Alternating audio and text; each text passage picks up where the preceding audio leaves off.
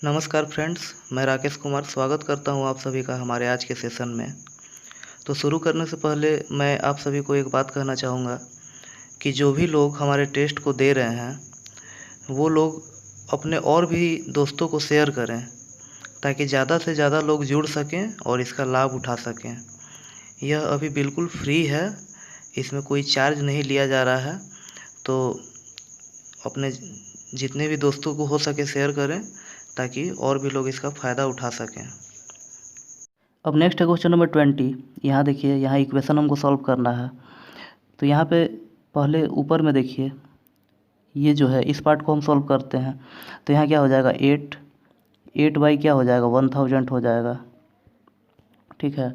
और इनटू है, इनटू में फिर इसको हम जब सॉल्व करेंगे तो क्या हो जाएगा, 6 इंटू 6 डिवाइड बाई यहाँ 100 का क्यूब हो जाएगा, ठीक है। और नीचे में बट्टा में है ये पार्ट, ठीक है। तो इसको जब हम गुना में करेंगे तो ये क्या हो जाएगा, एक्सचेंज हो जाएगा, पलट जाएगा। तो यानी ऊपर में क्या हो जाएगा, यहाँ पे 100 का क्यूब हो जाएगा और नीचे में क्या हो जाएगा, 12 हो जाएगा, ठीक है। तो ये 6 यहाँ 12 तो यहाँ 2 बच जाएगा, ठीक है। तो ये क्यूब से ये ख़त्म हो जाएगा और ये 2 8 हो गया और ये 8 हो गया, यानी कि क्या बच गया, 1/1000, 1/1000 आया। अब इसको हम सॉल्व करेंगे तो क्या हो जाएगा, जो बी है आपका सही ऑप्शन हो जाएगा, बी। नेक्स्ट है क्वेश्चन नंबर 26। यहाँ एक पाई चार्ट दिया हुआ है, इससे हमको कुछ क्वेश्चन का आंसर देना है। तो क्वेश्चन क्या पूछ रहा है, देखिए, नवंबर 2017 में रेस्टोरेंट द्वारा कुल राजस्व 35 लाख प्राप्त किया गया था। तो XYZ रेस्टोरेंट में किस प्रकार की खाद्य वस्तु से सबसे ज़्यादा राजस्व प्राप्त हुआ, ठीक है। तो देखिए, यहाँ पे ये जो ग्राफ जो है, यहाँ ग्राफ को देखिएगा तो यहाँ पता चल रहा है यहाँ 25% जो है सबसे हाईएस्ट है।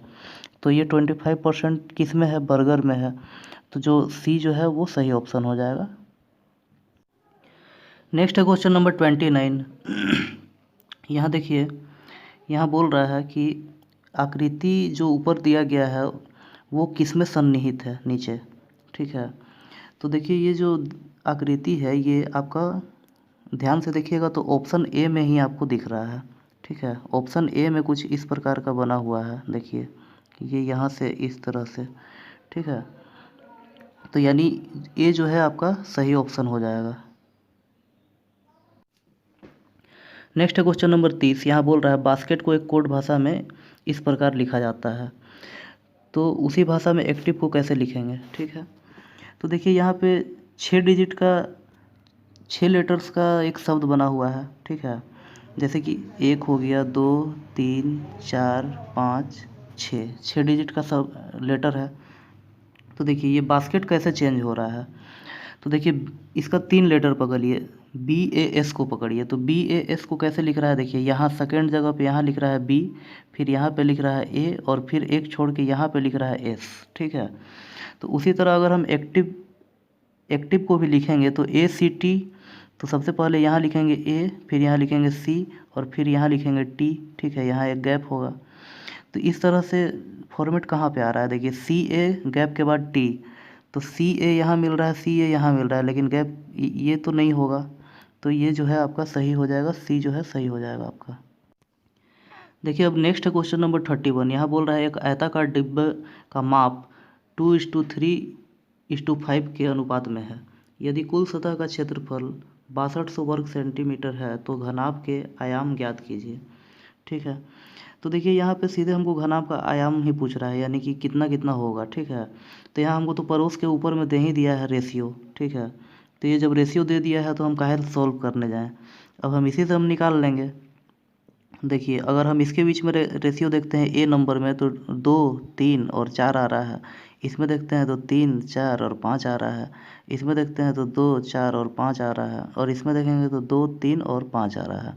तो ऑप्शन जो यहाँ जो है 2, 3, 5, तो ऑप्शन जो है डी जो है वो बिल्कुल सही हो जाएगा। तो यहाँ सॉल्व करने का कोई ज़रूरत नहीं था। देखिए, नेक्स्ट अगला है क्वेश्चन नंबर 32। यहाँ दे रहा है किसी वस्तु का द्रव्यमान 20 kg है तो पृथ्वी पर इसका वजन क्या होगा। तो सीधे से यहाँ देखिए कुछ नहीं करना है, जी का वैल्यू दिया हुआ है, mgh फार्मूला हो जाएगा। तो आपका एच का वैल्यू तो दिया नहीं है, तो m 20 kg दिया है और g जो है आपका 10 दिया है, तो दोनों को गुना कर देंगे तो 200 न्यूटन जो है बी आपका सही हो जाएगा। अब नेक्स्ट क्वेश्चन नंबर 33, यहाँ बोल रहा है किसी वस्तु पर लाया गया बल 200 न्यूटन है और इसका द्रव्यमान 100 kg है, तो वस्तु का त्वरण ज्ञात करें। तो देखिए फोर्स इज इक्वल टू क्या होता है, फोर्स इज इक्वल टू क्या होता है, एम ए होता है। तो फोर्स आपका दिया हुआ है 200 न्यूटन, ठीक है, और एम द्रव्यमान दिया है 100 kg और इनटू ए हमको निकालना है। तो यह 100 से ये कितना हो जाएगा, 2 बार में चला जाएगा, यानी ए का वैल्यू कितना हो जाएगा, 2 हो जाएगा। तो 2 मीटर पर सेकेंड, ठीक है, तो 2 मीटर पर सेकेंड यानी कि ए जो है आपका सही हो जाएगा। देखिए नेक्स्ट है क्वेश्चन नंबर 36, बोल रहा है 4 शब्द दिए गए हैं जिनमें से 3 एक जैसे हैं, जो अलग है उनको बताना है, ठीक है। तो देखिए यहाँ पे मेज हो गया, कुर्सी हो गया, मेज कुर्सी अलमारी, ये सब एक कैटेगरी में आते हैं, ठीक है, सब फर्नीचर में आते हैं, जबकि कार्डिगन जो है वो फर्नीचर में नहीं आता है। तो यहाँ अलग कौन सा हो जाएगा, ए जो है आपका अलग हो जाएगा। देखिए अब नेक्स्ट है क्वेश्चन नंबर 37, यहाँ बोल रहा है कूट भाषा में बर्न को इस प्रकार से लिखा जाता है, तो वुंड को क्या कोड किया जाएगा, ठीक है। देखिए यहाँ बी का वैल्यू कितना होता है, 2 होता है, और वाई का वैल्यू कितना होता है, 25 होता है, 25 होता है, ठीक है। तो अब आगे देखिए यू का वैल्यू कितना होता है, यू का वैल्यू 21 होता है, और एफ का वैल्यू कितना होता है, 6 होता है, ठीक है। तो यानी क्या हो रहा है, देखिए 2 और 25 जोड़ेंगे कितना आ रहा है, 27 आ रहा है, ठीक है। 21 और 6 जोड़ेंगे कितना आ रहा है, फिर से 27 आ रहा है। इसी तरह मतलब क्या किया गया है कि राइट दोनों को जोड़ने पे 27 आ रहा है। लास्ट को भी देखिए यहाँ पे n का वैल्यू 14 होता है और m का वैल्यू 13 होता है, 13 14 जोड़ेंगे तो 27 आएगा। तो यानी दोनों को जोड़ के 27 ला रहा है, ठीक है। तो अब यहाँ पे हम क्या करेंगे, आगे देखिए डब्लू को क्या लिखते हैं, 23 लिखते हैं, ठीक है। उसके बाद ओ को 15 लिखा जाता है, यू को 21 लिखते हैं, एन को 14 लिखते हैं, डी को 4 लिखते हैं।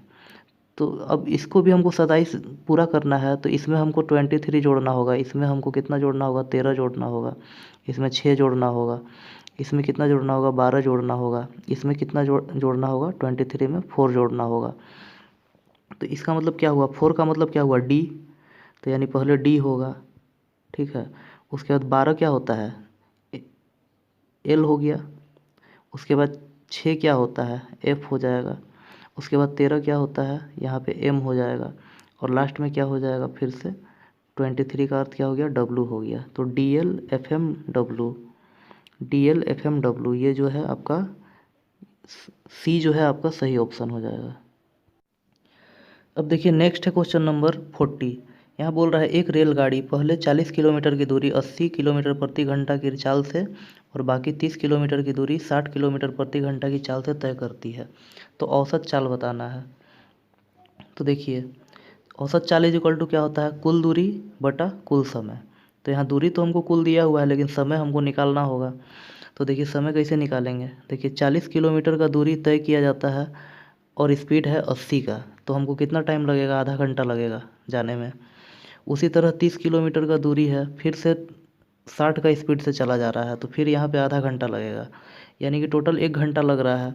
और दूरी हम कितना तय किए हैं, 30 किलोमीटर और प्लस 40 किलोमीटर, यानी 70 किलोमीटर हम 1 घंटा में तय किए हैं, तो चाल जो है वही हो जाएगा 70 किलोमीटर प्रति घंटा, डी जो है सही ऑप्शन हो जाएगा। देखिए अब नेक्स्ट है क्वेश्चन नंबर 41, बोल रहा है श्रृंखला में अनुपस्थित पद का पता करें, ठीक है। तो श्रृंखला दिया हुआ है, श्रृंखला में क्या दे रहा है, देखिए ए और बी लगातार कंटिन्यू दिया है, इनके बीच में कोई गैप नहीं है, ठीक है, 0 हो गया। सी, उसके बाद बी के बाद नेक्स्ट लिखा है सी और डी छोड़ के ई लिख रहा है, यानी यहाँ पे एक गैप करके लिख रहा है। उसके बाद ई के बाद फिर से एफ लिखा है और एफ के बाद जी और एच को छोड़ के आई लिख रहा है, यानी कि यहाँ पे 2 गैप कर दिया है। उसके बाद फिर अब आगे क्या होगा, जो भी संख्या होगा वहाँ 3 गैप होगा, तो आई के बाद हम जे लिखेंगे, उसके बाद के एल एम छोड़ देंगे और एन लिखेंगे, तो जे एन हो जाएगा, तो डी जो है आपका सही हो जाएगा। देखिए अब नेक्स्ट क्वेश्चन नंबर 42, बोल रहा है आर पी के पिता का भतीजा है, यानी कि आर जो है, ये जो आर है इस पी के कोई पिताजी होंगे, यहाँ फादर होंगे, उसका ये भतीजा है। ठीक है, तो यानी इन दोनों में क्या रिश्ता है, चचेरा भाई हैं इन दोनों। ठीक है, अब कह रहा है कि पी एस का चचेरा भाई है। ठीक है, यानी एस जो है, एस का भाई कौन है, चचेरा भाई पी है। ठीक है, लेकिन एस आर का भाई नहीं है, लेकिन ये एस जो है ये भाई नहीं है, किसका, आर का भाई नहीं है। ठीक है, तो भाई नहीं है तो बहन होगा। ठीक है, सिस्टर होगा। तो वही पूछ रहा है कि किस प्रकार एस आर से संबंधित है। तो जब भाई नहीं है तो बहन ही होगी, और तो कुछ हो नहीं सकता है। तो बी जो है आपका सही ऑप्शन हो जाएगा। अब नेक्स्ट है क्वेश्चन नंबर 34। यहाँ बोल रहा है कि उपरोक्त चित्र उन छात्रों को दर्शाता है जो कक्षा में 3 खेल MNL खेलते हैं। जो न्यूनतम 2 खेल खेलते हैं, ऐसे छात्रों की संख्या हमको बताना है। मतलब ऐसा छात्र की संख्या बताना है जो कम से कम 2 खेलते हैं, ज़्यादा खेल सकते हैं लेकिन 2 से कम नहीं होने चाहिए। ठीक है, तो अगर हम देखते हैं कम से कम 2 वाला को, तो यहाँ पे देखिए ये एक 8 हो गया, ये 7 हो गया, ये 9 हो गया। ठीक है, ये 3 हो गया, और ये जो 6 जो है ये सभी खेल खेलते हैं। ठीक है, यानी कि ये भी 2 से ज़्यादा खेलते हैं, यानी इन चारों को हम जोड़ देंगे।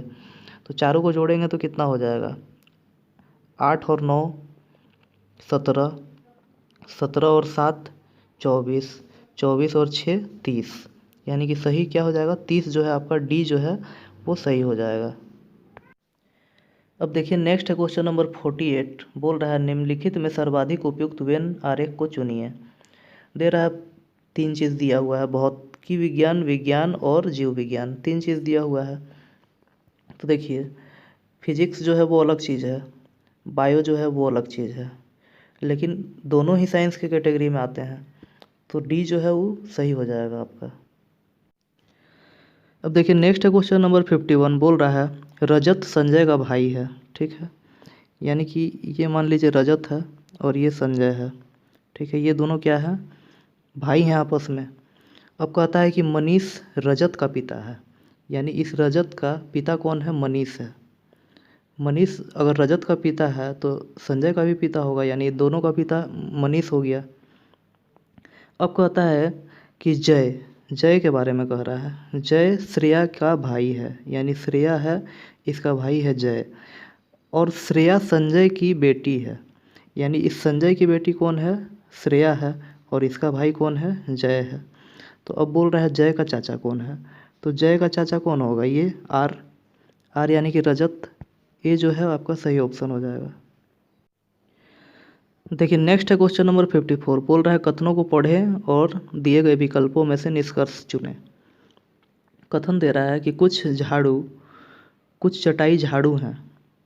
मान लेते हैं ये चटाई है। ठीक है, ये इसमें से कुछ चटाई क्या है, झाड़ू है। ठीक है, ये झाड़ू है, कुछ चटाई। अब कह रहा है सभी पेंसिलें झाड़ू हैं, यानी कि इस झाड़ू के अंदर में पेंसिल है। ठीक है, यानी कि ये जो सभी पेंसिल हैं वो क्या है, झाड़ू हैं। अब निष्कर्ष पहला है और दूसरा है। तो पहला कहता है कि कुछ चटाई पेंसिल है। तो देखिए चटाई और झाड़ू में संबंध दिया गया है, चटाई और पेंसिल में कोई संबंध नहीं दिया गया है, तो ये गलत हो जाएगा। अब कह रहा है कि कुछ झाड़ू चटाइयाँ हैं। तो देखिए कुछ झाड़ू चटाइयाँ हैं यहाँ पे, वो तो सही है।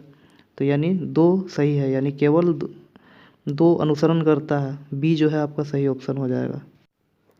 नेक्स्ट क्वेश्चन है 57। बोल रहा है कौशिक ने 180 रुपये में खिलौना खरीदा और इसे 202.5 में बेच दिया, लाभ का दर बताना है।